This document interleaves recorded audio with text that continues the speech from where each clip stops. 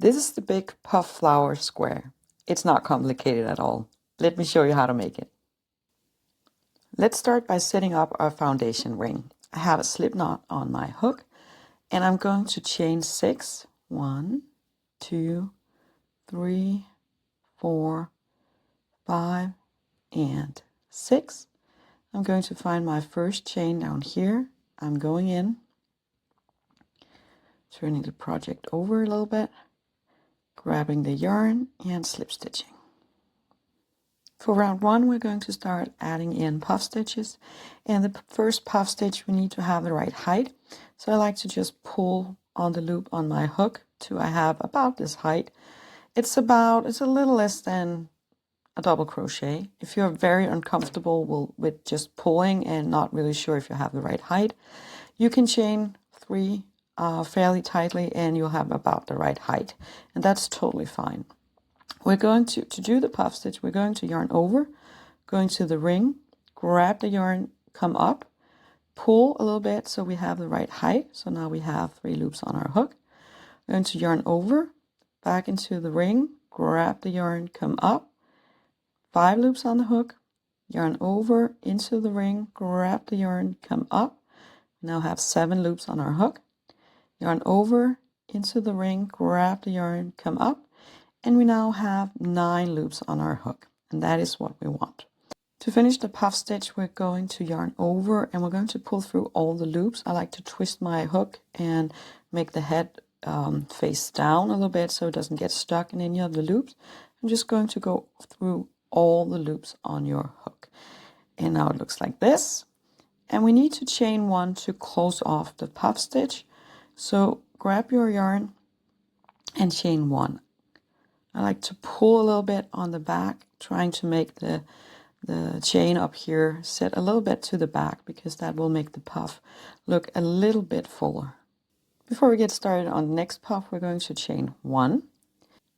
The second puff stitch is a little bit easier because now we have the right height. So we're just going to yarn over, go into the ring, grab the yarn, come up, pull up to the right height, 3 loops on the hook, yarn over into the ring, come up, 5 loops on the hook, yarn over into the ring, grab the yarn, come up, 7 loops on the hook, yarn over into the ring, grab the yarn, come up, and 9 loops on the hook.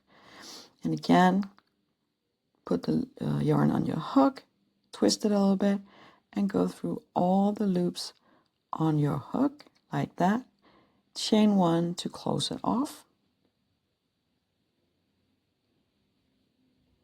And chain 1 before you get started on the next. So just add 6 more puff stitches into this ring. To end the round, we're going to slip stitch into the chain that we did to close off the puff stitch. So it's this stitch sitting up here. For round number 2, we're going to start adding 2 puff stitches in all the chain spaces. I have a slip knot on my hook and I'm going to attach my yarn in the chain space between 2 puff stitches from the previous round. And we're just going to start working puff stitches again, but they're going to be a little less full than the ones we did on the first round. So pull up the loop to get the right height, or chain 3 to get that height. Yarn over, go into the chain space, grab the yarn, come up, pull it to the right height, 3 loops on the hook. Yarn over into the chain space, grab the yarn, come up, 5 loops on the hook. Yarn over into the ring, grab the yarn, come up, 7 loops on the hook. And we're going to finish the puff stitch now. So not 9 loops, but 7 loops. Yarn over, go through all the loops on your hook, and chain 1 to close it off.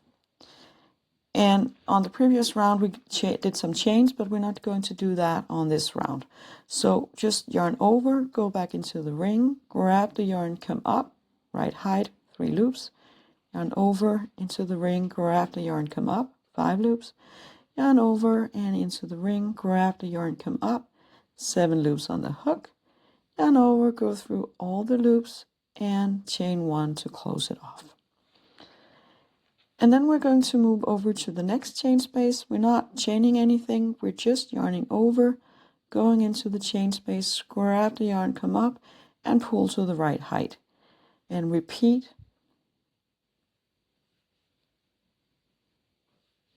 So stop when you have 7 loops on your hook and chain 1 to close it off, but no more chains than that, and yarn over and continue all the way around. When you have a total of 16 puff stitches, we're going to fasten off. But for this last one, because we're going to slip stitch into the top over here, I'm going to chain 1, because otherwise the stitches count won't really match. So going into the top stitch over here and slip stitching to end the round. Round number 3 is the square. So we're going to start somewhere between 2 sets of puff stitches, so that could be over here. I'm just going to attach your yarn. I'm going to start with a double crochet. I'm going to yarn over and do a standing stitch. So I am going in up here and creating my first double crochet. Just chain 3 if you prefer to do that. As you can see on the sample, for a corner we have 2 double crochets, chain 2 and 2 double crochets. So let's make that, and then we can talk about how to get from one corner to the next. So 2 double crochets, chain 2, in the same chain space, 2 double crochets. Like that. And then we're going to crochet over 2 sets of puff stitches. So our next corner will be over here.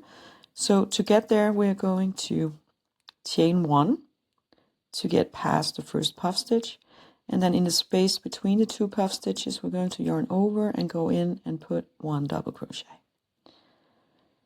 We're going to chain 1 into the next space, put in 1 double crochet,